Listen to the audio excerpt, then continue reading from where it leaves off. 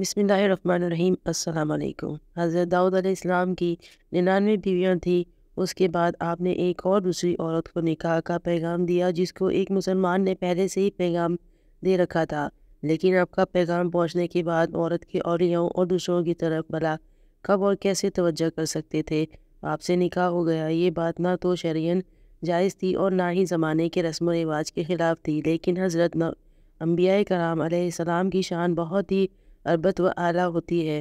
یہ آپ کے منصب اعلیٰ کے مناسب نہ تھا، اس لیے اللہ تعالیٰ کی مرضی یہ ہوئی کہ آپ کو اس پر متنبہ اور آگاہ کر دیا جائے۔ چنانچہ اس کا ذریعہ یہ بنا کہ فرشتے مدعی اور مدعن لعن بن کر آپ کے دربار میں ایک مقدمہ لے کر آئے اور بجائے دروازے سے داخل ہونے کے دیوار پھلانگ کر مسجد میں آئے۔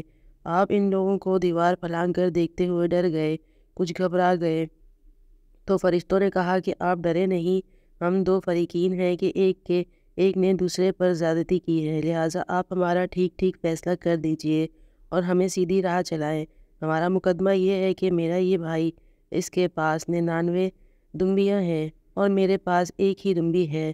اب یہ کہتا ہے کہ تو اپنی ایک دمبی بھی میرے حوالے کر دے اور اس بات کے لیے مجھے دباؤ ڈال رہا ہے۔ یہ سن کر حضرت داؤد علیہ السلام نے فوراً ہی یہ فیصلہ فرما دیا کہ بے شک یہ زیادتی ہے، وہ تیری دمبی کو اپنی دمبیوں میں ملانے کو کہتا ہے، اور اس میں کوئی شبہ نہیں کہ اکثر سانچنے والے ایک دوسرے پر زیادتی کرتے ہیں، محض ان لوگوں کے جو صاحب ایمان اور نیک عمل ہوں، اور ایسوں کی تعداد بہت کم ہی ہوتی ہے۔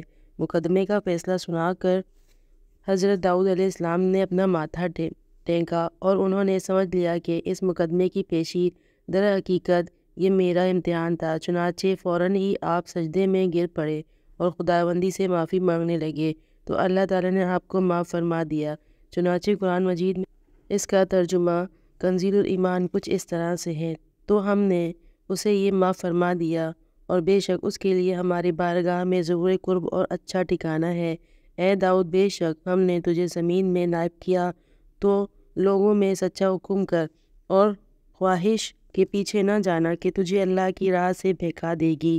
درس ہدایت: حضرت انبیاء کرام علیہ السلام کی شان بہت ہی عظیم اور شان ہے، اس لیے بہت ہی معمولی اور چھوٹی چھوٹی باتوں پر بھی خداوند قدوس کی طرف سے ان پر حضرات کو آگاہی دی جاتی ہے، اور یہ نفوس قدوسیہ بھی بارگاہ خداوندی میں اس قدر متحد اور متوضع ہوتے ہیں کہ فوراً ہی دربار خداوندی میں سجدہ ریز ہو کر عفو و تفسیر کی اسدن کرنے لگتے ہیں۔